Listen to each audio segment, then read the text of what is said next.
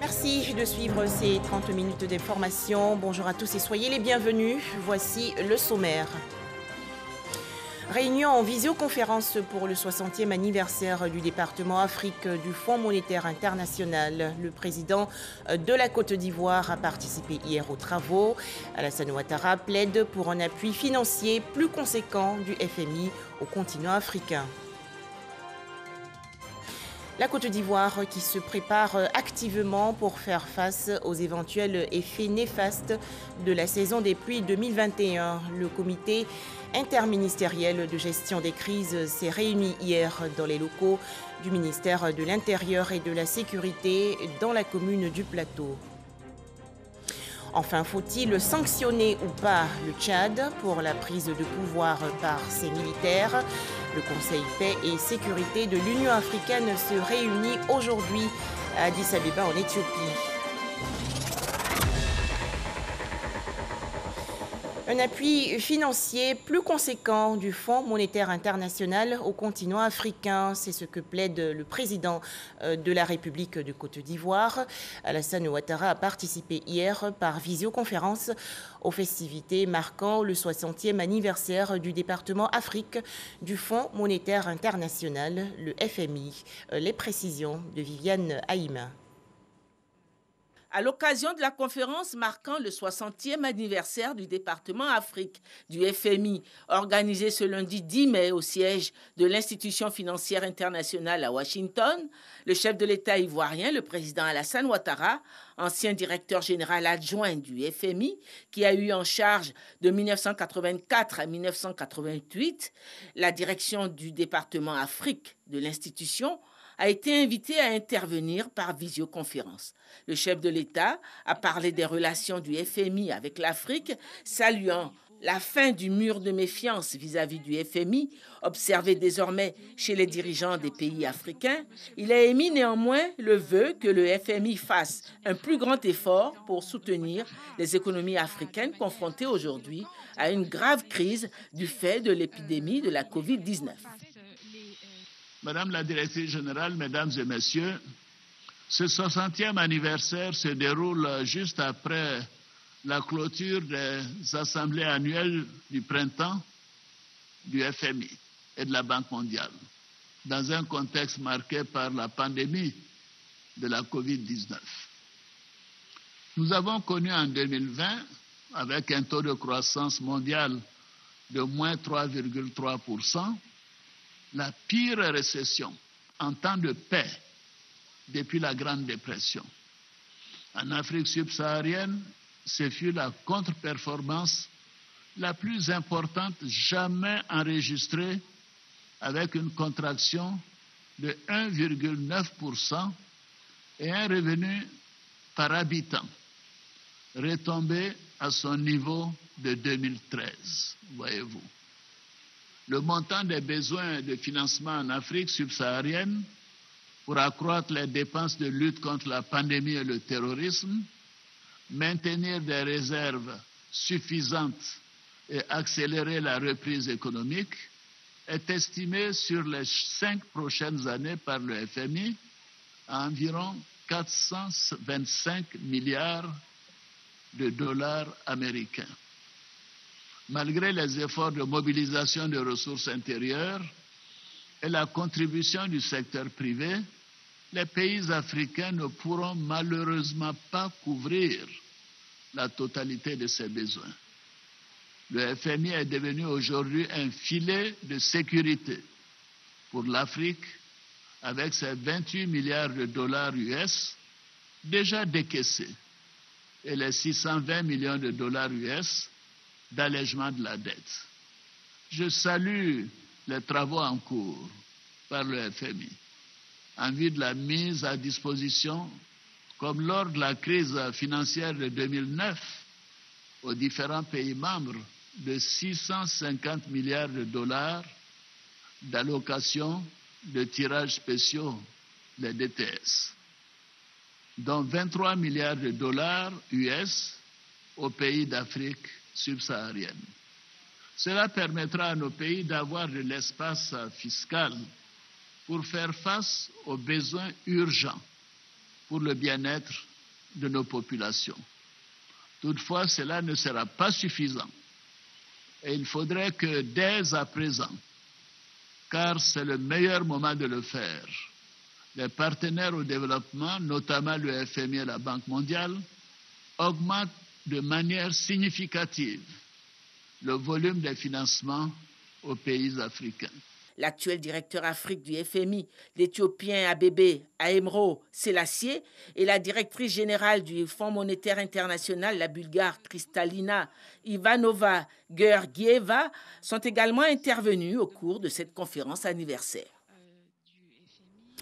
Autre activité du chef de l'État ivoirien, Alassane Ouattara, s'est entretenu hier avec deux ministres ouest-africains des Affaires étrangères, notamment Maxwell Saa Kenaya du Libéria et Shirley Botchwey du Ghana.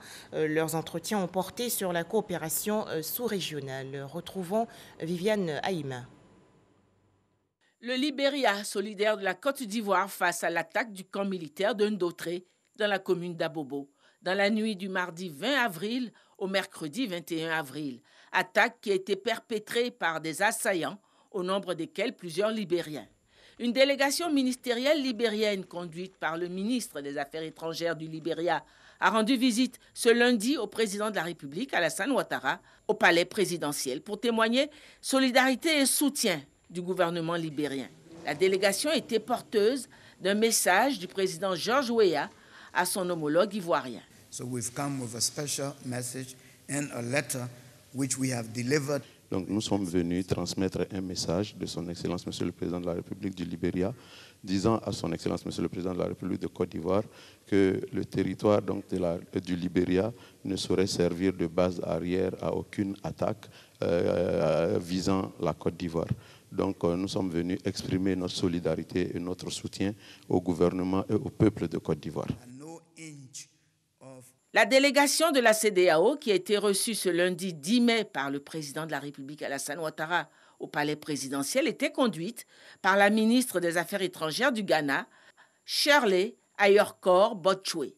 Le président de la commission de la CEDEAO, Jean-Claude Brou, participait également à cette audience dont l'objet était relatif au fonctionnement de l'organisation régionale africaine. We came to confer with His Excellency President Ouattara. Nous sommes venus voir son Excellence, Monsieur le Président de la République, pour aborder des questions relatives aux réformes institutionnelles de la CEDEAO.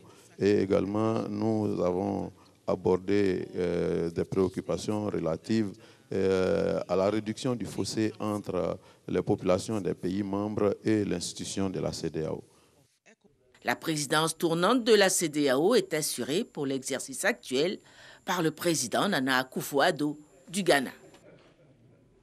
Un tout autre sujet à présent, comment faire face aux difficultés liées à la fourniture de l'électricité en Côte d'Ivoire. Un programme de rationnement a été dévoilé hier par la compagnie ivoirienne d'électricité, la CIE. Ce plan concerne les ménages et les entreprises industrielles. Les explications dans ce reportage de Jean-Louis Gbangbo. 6h à 12h, 12h à 18h. Telles sont les deux plages horaires choisies pour appliquer le programme de rationnement d'électricité annoncé par la compagnie ivoirienne d'électricité CIE. Si un quartier, que ce soit à Abidjan comme à l'intérieur, est rationné de 6h à 12h, eh bien, à partir de 12h, ce quartier va avoir l'électricité. Et c'est dans un autre quartier que le rationnement va se faire. N'est pas concerné par ce rationnement la plage horaire entre 18h et 6h du matin. Tout est mis en œuvre pour éviter une interruption d'électricité la nuit. L'autre principe du rationnement, c'est le principe de plage alternée pour éviter qu'une zone ne soit touchée dans la même plage horaire jusqu'à la fin du programme. Si dans une zone donnée, votre plage de rationnement est de 6h à 12h, la première semaine, eh bien, la semaine qui va suivre, votre plage de rationnement passe de 12h à 18h. Tout ceci pour permettre aux PME et aux professionnels qui sont dans les quartiers de mieux se préparer, puisque pendant la semaine, ils savent exactement quelle est la plage dans laquelle ils seront rationnés. Il faut également noter que les dimanches sont exclus de ce plan de rationnement.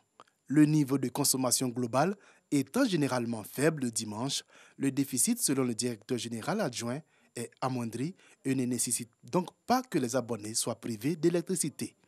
Un site web et un numéro vert seront communiqués ce mardi 11 mai afin de permettre à la population d'avoir des informations spécifiques à leur quartier en temps réel. Toujours en Côte d'Ivoire, les préparatifs pour faire face aux éventuels effets néfastes de la saison des pluies 2021. Le comité interministériel de gestion des crises s'est réuni hier dans les locaux du ministère de l'Intérieur et de la Sécurité dans la commune du Plateau. Le point, Jean Djadji. Prévenir les risques d'inondation et de catastrophes à l'approche de la saison des pluies dans le pays. C'est la mission à laquelle s'attelle le gouvernement à travers cette réunion du comité interministériel de gestion des crises, présidé par le général de corps d'armée Vagondo Diomandé, ministre de l'Intérieur et de la Sécurité, ministre, représentant des forces de défense et de sécurité, acteurs de l'environnement. Tous ont fait le point des crises précédentes et réfléchi sur des solutions à envisager. À l'issue de cette rencontre, le comité mise d'abord sur la sensibilisation des populations vivant encore dans les zones à risque. Les années précédentes, nous avons été confrontés à des situations que nous ne voulons plus revivre. Vous vous souvenez certainement de toutes les inondations que nous avons connues par le passé. Et je voudrais qu'on ait ensemble une pensée pour toutes les victimes enregistrées. Il a été retenu un certain nombre de mesures, notamment la communication, une communication ciblée. Parce que nombre de nos concitoyens habitent dans des zones à risque. Et malgré toutes les précautions que l'État a prises par le passé, certains continuent d'habiter dans les zones à risque. Ceux-là, il faut qu'on les sensibilise. L'assistance aux populations en cas de sinistre n'a pas été occultée par les acteurs. Il a été question aussi pour nous de répertorier les zones de recasement potentielles et les mettre dans des conditions qui vont permettre l'accueil d'éventuels sinistrés. Évidemment, il faut le faire pendant que le sinistre n'est pas encore déclaré. Le gouvernement appelle à la responsabilité des citoyens quant à l'entretien des infrastructures d'assainissement. Malgré toutes les injonctions, c'est un chantier qui devait être arrêté. On a vu qu'il continuait. Ceux-là doivent être interpellés parce que certains ouvrages sont construits sur les passages d'eau et le gouvernement, à travers l'ONAD, a fait de grands travaux, des travaux importants qui doivent permettre de juguler tout le flux d'eau qui va certainement arriver en cas de grande pluie. Les pluies diluviennes ont coûté la vie l'année dernière à plus d'une dizaine de personnes dans le district d'Abidjan. Le comité interministériel de gestion des crises invite les populations à la vigilance dans les jours et mois à venir. La Côte d'Ivoire, toujours en guerre contre le travail des enfants dans la cacao-culture. 68 enfants ont été sauvés il y a quelques jours dans la région sud-ouest du pays. 24 personnes interpellées. Opération menée par le Comité national de surveillance des actions de lutte contre l'exploitation, la traite et le travail des enfants, structure soutenue par la police nationale. Les explications de Mahama Traoré. Commissariat de police de Soubré, une centaine d'hommes rassemblés sous le drapeau. Ces éléments, issus de la police nationale, d'Interpol, des eaux et forêts et de la gendarmerie nationale, attendent les consignes pour une mission spéciale. Travailler avec professionnalisme. C'est-à-dire, nous aurons en face de nous des enfants que nous allons retirer des différentes plantations, des différentes activités. Que cela se fasse avec le plus grand respect. Cette opération s'inscrit dans cette volonté de réduire la lutte contre le travail des enfants, surtout en zone cacaoyère. Top départ de l'opération Nawa 2 menée par le Comité national de surveillance des actions de lutte contre le travail des enfants et la sous-direction de la police nationale chargée de la lutte contre la traite des enfants et la délinquance juvénile. Objectif, retirer les enfants victimes de travail dans la cacaoculture et d'autres types de travaux dangereux. Répartis en 3 groupes, les équipages vont investir les contrées des localités de Yabayo, Upoyo et Meagui. Nous sommes jeudi, c'est jour de classe, mais la patrouille s'aperçoit que certains enfants reviennent plutôt des champs, suffisant comme motif pour les intercepter, malgré les explications fournies par leurs parents.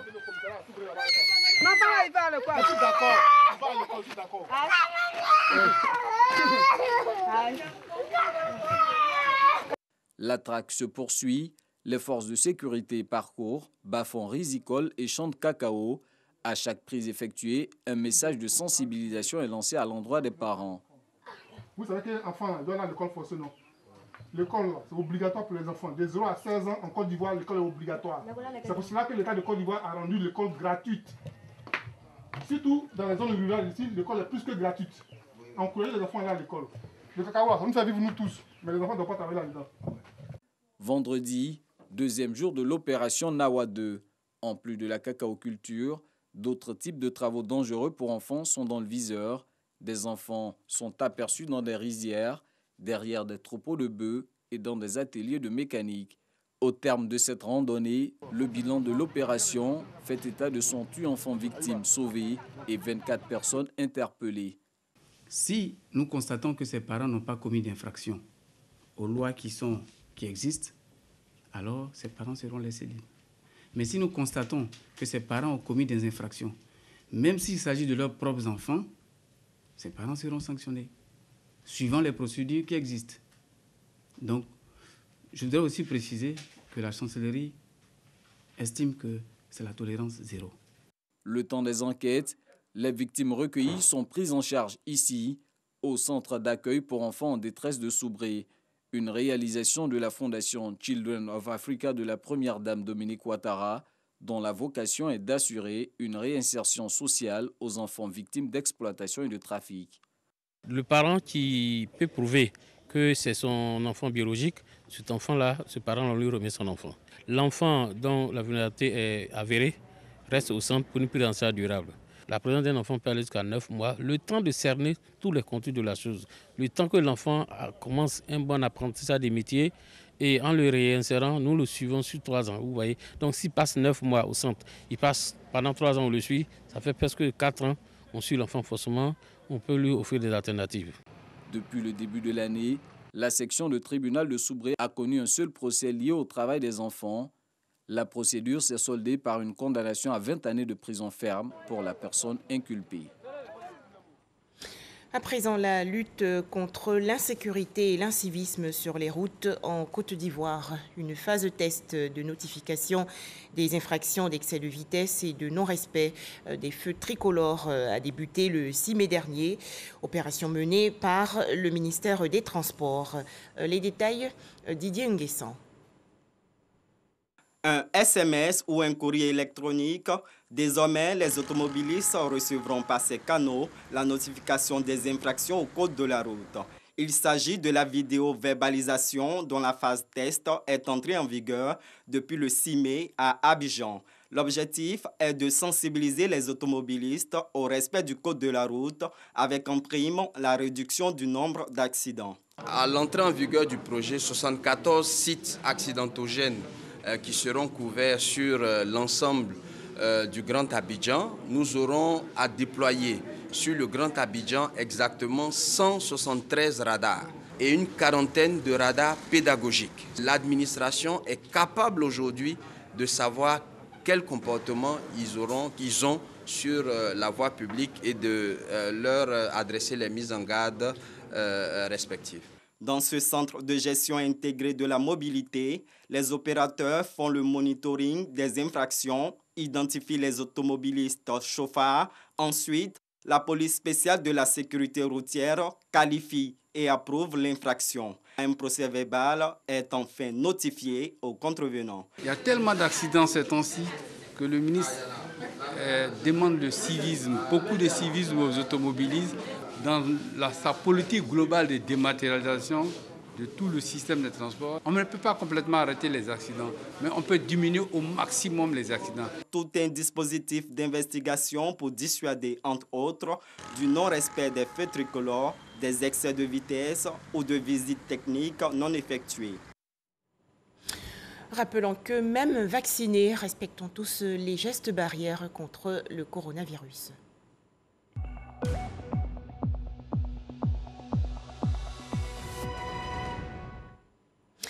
En Côte d'Ivoire, un nouveau cas de coronavirus enregistré hier par le ministère de la Santé, de l'Hygiène publique et de la couverture maladie universelle.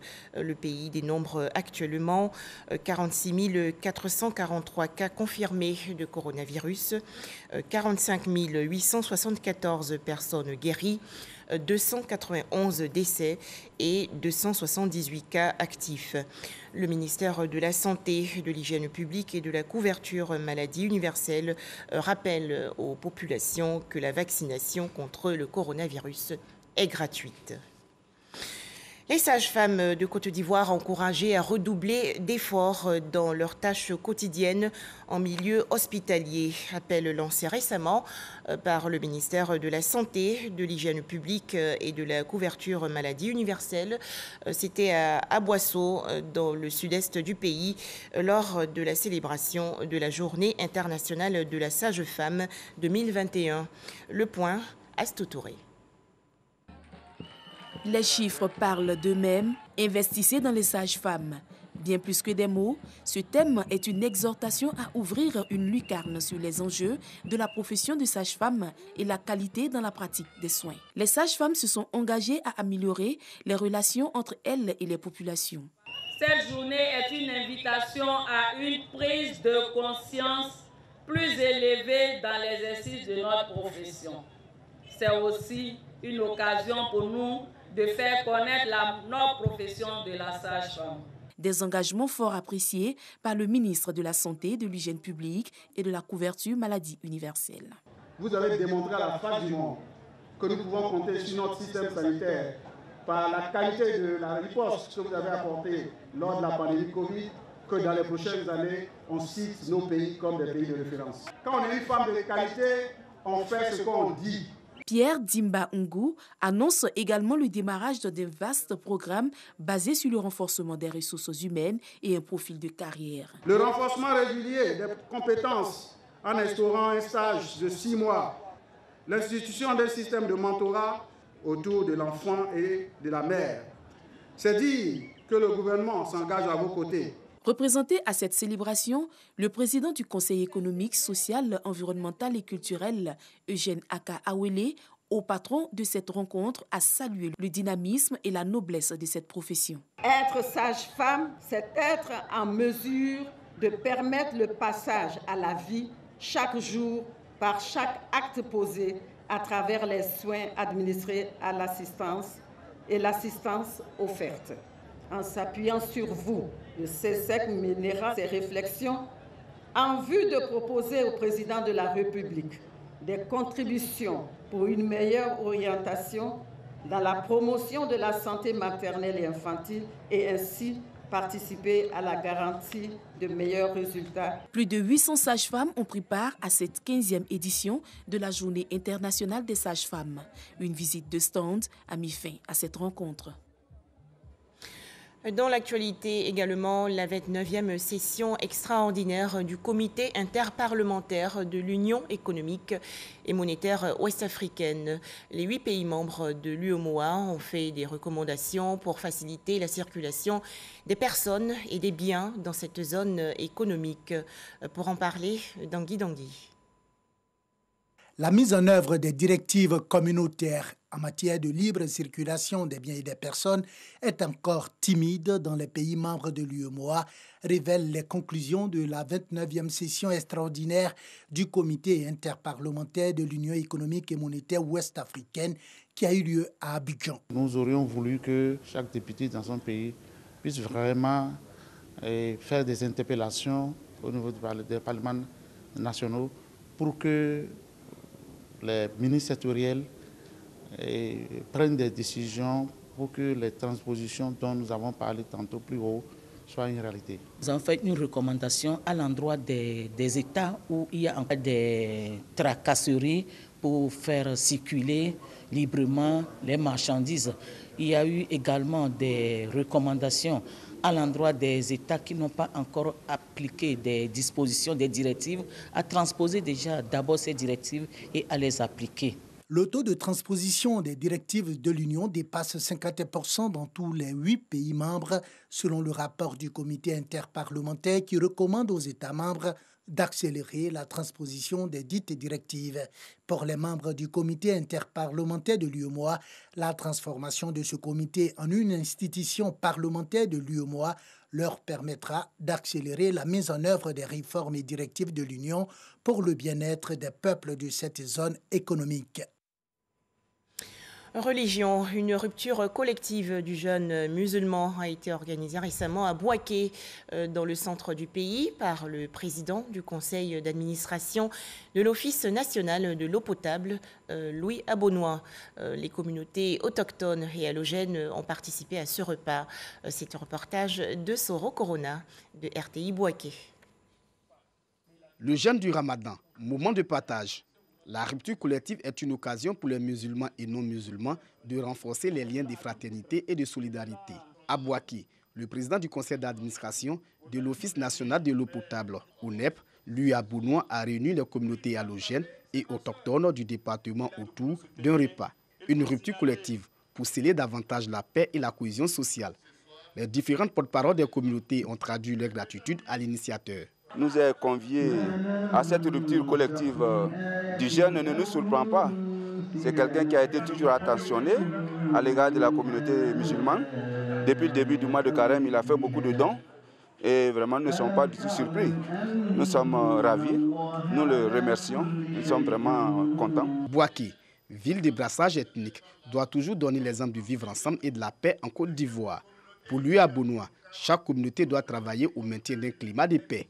Il a été demandé aux guides religieux de prier pour le renforcement de la cohésion sociale et la consolidation de la paix en Côte d'Ivoire. Nous, on a deux prières, une prière externe et une prière interne. On a fait la prière externe. La prière interne appartient au grand témoin de Bouaké qui la fera avec sincérité, avec un engagement. Pour un lendemain meilleur, non seulement pour notre frère Abonois, aussi pour la région de Bouaké et à travers la région de Bouaké, toute la Côte d'Ivoire, pour une harmonie, aussi une entente, aussi pour un développement. La rupture collective réunissant les différentes communautés vivant à Bouaké, initiée par Louis Abonois, est à sa 2e édition. Direction Séguéla, dans la région nord-ouest du pays, où une rupture collective du jeune musulman a aussi été organisée. Objectif, raffermir les solidarités entre les différentes communautés. Franck Quadio. L'une des vertus de la période de jeûne dans le mois du Ramadan est la notion de partage. À Séguéla, nord du pays, l'association Les Actions du Général Fall pour la paix sillonne la localité pour mettre en pratique cette recommandation. Un don de vivre alors aux gendarmes pratiquants musulmans pour commencer la journée. Les donateurs, avec à leur tête Moustapha Fall, ont aussi fait escale au commissariat, au camp militaire et village de Fouzaniko. La visite à la préfecture où les donateurs ont reçu les encouragements du représentant de l'État. Le point d'orgue dans la soirée, prière et lecture coranique pour le repos de l'âme du Premier ministre Ahmed Bakayoko, fils de la région, sans oublier la rupture collective entre frères et invités. En image, l'actualité hors de chez nous avec la réunion aujourd'hui du Conseil paix et sécurité de l'Union africaine. Les travaux se déroulent à Addis Abeba en Éthiopie. Réunion cruciale pour le Tchad car il sera présenté le rapport de la délégation ayant enquêté sur le processus de transition ouvert après la mort du président Idriss Déby Itno et la prise du pouvoir par un conseil militaire de transition. Retour en Côte d'Ivoire, fin d'une semaine de festivités pour célébrer la danse. Réjouissance organisée récemment dans la commune de Yopougon lors de la Journée internationale de la danse, une initiative de l'UNESCO et du Comité de danse internationale. Les temps forts de cet événement avec Franck Quadio. La danse sous toutes ses formes est rythmique. Des percussions qui déchaînent les mouvements. Les acteurs culturels ont célébré pendant une semaine la danse sur plusieurs sites à Abidjan. À Yopougon, les troupes de danse venues des différents quartiers ont convaincu le public sur leur maîtrise chorégraphique. Pour moi, la danse doit être vraiment un métier respectable, comme quelqu'un qui va au bureau, comme quelqu'un, un fonctionnaire. C'est ça le combat et c'est ça notre souhait. Aujourd'hui, avec cette initiative, on croit que nous, les danseurs, nous pouvons être exportés aussi hors de la Côte d'Ivoire, comme les autres continents. L'art et la culture sont inscrits au cœur des priorités du conseil municipal de Yopougon. C'est une manifestation culturelle, c'est un facteur de cohésion, c'est également aussi un facteur de santé, parce que quand on danse, ou bien quand on écoute la musique, ça permet de se relaxer, etc. Donc fort de l'impact que la danse peut avoir au niveau de la cohésion sociale, au niveau de la santé des personnes, des individus de la population, le ministre d'État Kafana a depuis 2013 souhaité qu'on célèbre cette journée ici à Yopougon. La journée internationale de la danse est une manifestation culturelle de l'UNESCO et du comité de danse international. Ces festivités commémorent l'anniversaire de naissance de Jean-Georges Hanover, créateur du ballet moderne. Enfin, 11 mai 2021, le monde entier célèbre aujourd'hui l'anniversaire de la mort de Bob Marley. 40 ans après le décès de Robert Nesta Marley, à 36 ans seulement, l'héritage de la légende de la musique reggae reste vivace. Voilà, merci de votre attention, merci de nous avoir suivis.